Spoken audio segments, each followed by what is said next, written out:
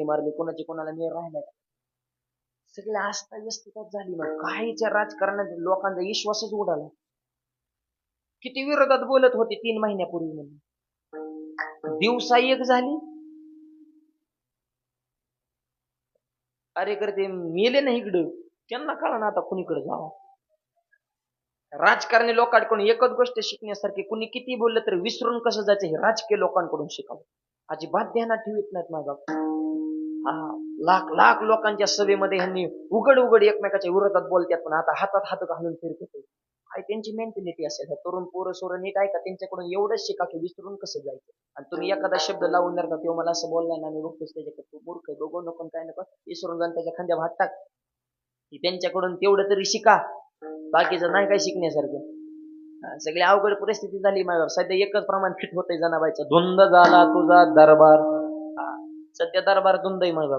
आरक्षण चालू तर त्याचा काय अजून मेळ लागना. आज जवळपास 9वा दिवस आहे. 5 मिनिटं जर बायकोनं ताट लेट केलं तर माणूस तांबे फेकून हाणते बायको. 8 दिवस झालं मनोज जरांगे पाटील मायबाप उपोषण करतात. त्याग काय सोपं आहे का काय मायबाप? मराठा समाजाला आरक्षण मिळणं काळाची गरज आहे मायबाप. 90% म्हशी मागे, आणि ज्याला 55 ते फिरत्या खुर्ची कामाला. अवघड परिस्थिती झाली मायबाप. आरक्षण दिलंच पाहिजे. सगळेच मराठा काय श्रीमंत गोरगरीबाला आरक्षण नको का? अरे मराठ्याच्या पोराचं लय झालंय शिक्षण, पण त्यांना राहिलं नाही ना आरक्षण. आणि ज्या समाजाने संपूर्ण महाराष्ट्राचं केलं रक्षण, त्यांचं सध्या होतंय भक्षण. त्यांना आरक्षण, आणि हेच उत्तम राजकारणाचं लक्षण. विठ्ठल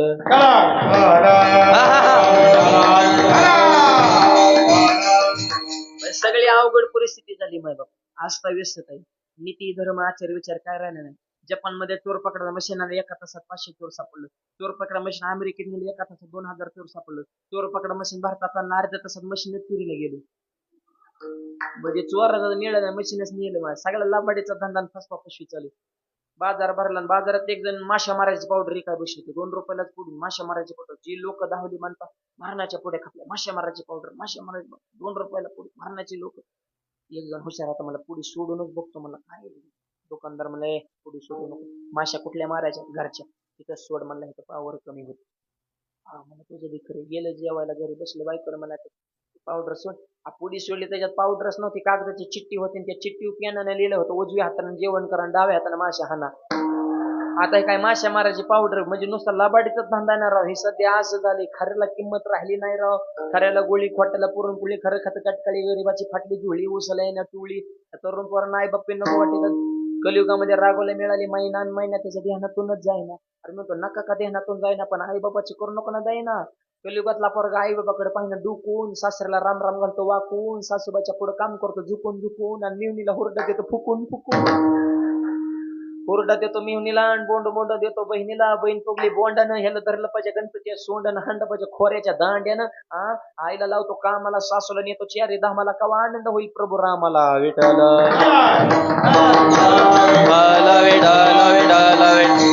हे सगळा अधर्म वाढला, आणि हे असे पृथ्वीला वज झालं की मग पृथ्वी दम काढत ना, ते डायरेक्ट विष्णूकडे जाऊन तक्रार करते. वत्सरूपी दैत्य मातले ते भार गाराने सुरवर सांगतात. असे खिळीमिळी असले जरा आनंद होतो. जरा गाणारे वजनदार, वाजवणारे वजन, ऐकणारे बी वजन ताव करून काय चाललंय रे यांचं नेमकं. ते का धावत येते एकमेकाला? धावणं नाही भाऊ, त्याला लय घासावं लागते. विठ्ठल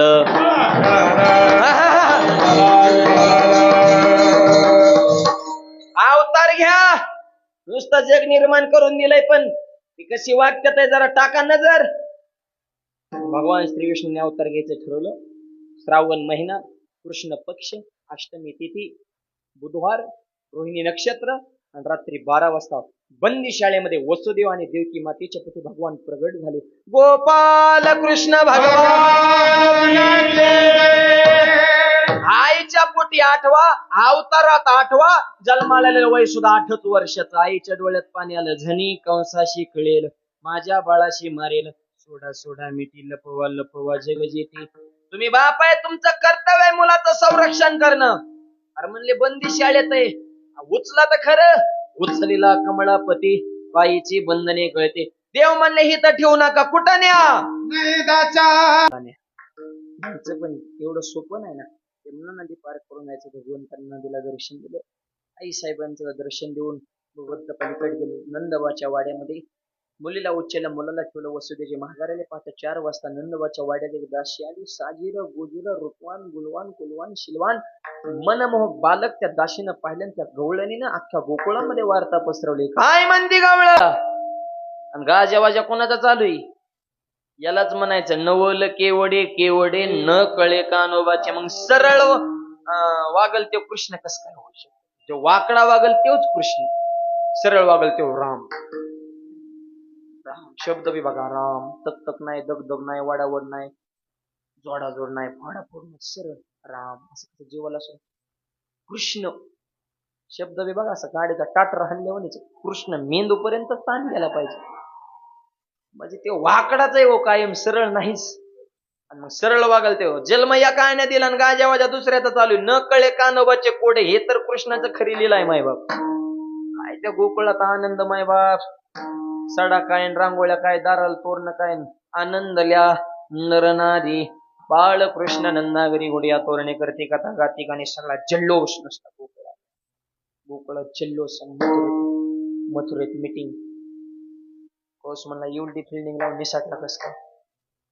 बाकीचे म्हणले येडेवाणी करू नका, मागचं सोडा, पुढचं बघा, बक्षीस ठेवा मोठे. लोक तर रिस्क घ्यायला तयार होत्या. फुकट कोणाचा अब्दाय मोकळे. मारायचंय बक्षीस ठेवा. जो कोणी माझ्या वैऱ्याला मारल त्याला अर्ध राज्य बक्षीस म्हणून दान. अर्ध राज्य दान मिळालं. एक राक्षस निघाला पुढं. त्याचा पोर म्हणलं पप्पा थांबा, अर्ध राज्य दान मिळते पण तिकडून जिवंत महागारी आलं तर